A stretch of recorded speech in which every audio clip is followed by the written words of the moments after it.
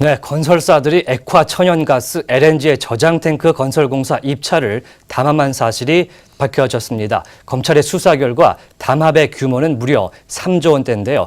입찰이 있는 곳에는 담합이 있다는 건설업계 고질적 관행이 다시 한번 확인이 됐습니다. 자세한 내용 기자 연결해서 들어보겠습니다. 정윤영 기자. 네, 보도국입니다. 네, 상당한 액수의 담합이 이루어졌다는 사실 정말 충격적입니다. 얼마나 이런 담합들이 유지가 됐던 건가요? 네, 한국가스공사가 2005년 5월부터 2012년 12월까지 최저가 낙찰제 방식으로 발주한 12건의 LNG 탱크 공사 입찰에서 담합이 이루어졌습니다. 예. 최저가 입찰제로는 역대 최대 규모인 3조 5,500억 원대 공사를 나눠먹기식으로 수주한 것입니다. 서울중앙지방검찰청 공정거래조세조사부는 대우, GS, 현대, SK건설 등 입찰에 담합한 10개 건설사와 각 회사 소속 임직원 20명을 불구속 기소했습니다. 네, 굉장히 오랫동안 말씀하시죠. 네, 두산중공업과 포스코건설의 경우 자진신고자 감면제도로 고발되지 않았고 삼성물산은 제일모직과의 합병으로 새 법인이 돼 불기소 처분됐습니다. 네, 굉장히 오랫동안 담합을 해왔던 것 같은데 범행 수법이 좀 궁금해집니다. 이게 어떻게 가능했던 거죠? 네, LNG 저장 탱크는 저온과 고압에서 견딜 수 있어야 하기 때문에 시공하는 데 고도의 전문성이 필요합니다. 그래서 일정한 시공 실적을 가진 소수의 업체들만 입찰에 참여할 수 있습니다.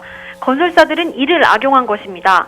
입찰에 참여한 업체들은 경쟁하는 대신 전원이 담합해 LNG 저장탱크 공사를 나눠서 수주했습니다.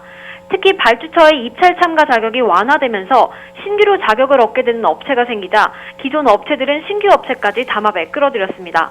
네, 담합을 공고히 하고 담합한다는 의심을 피하기 위해서도 굉장히 치밀한 방법을 썼다는 건데 이거는 또 무슨 얘기입니까?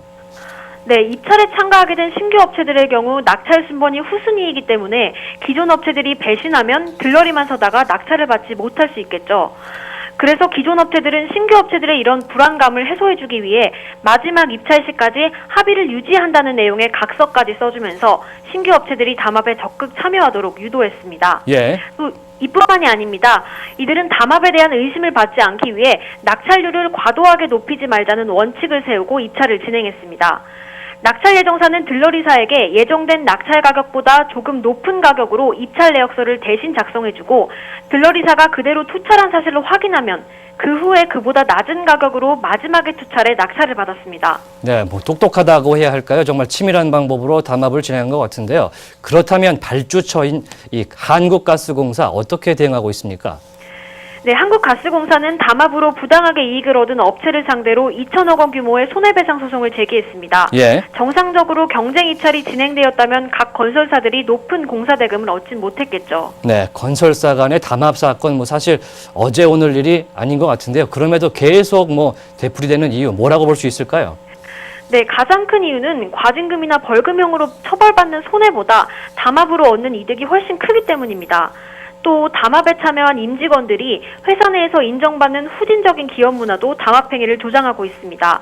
일례로 이번 사건의 담합 주도자들 중 다수는 4대강 공사 담합 사건이나 호남고속철도 공사 담합 사건 등 이전에 발생했던 사건에도 관여했던 것으로 드러났습니다. 예. 그럼에도 이들은 회사의 이득을 얻게 한 공로를 인정받아 전무나 상무로 승진하기도 했습니다. 네, 엄정한 처벌만이 담합 행위를 근절할 수가 있을 것 같습니다. 지금까지 정윤영 기자였습니다.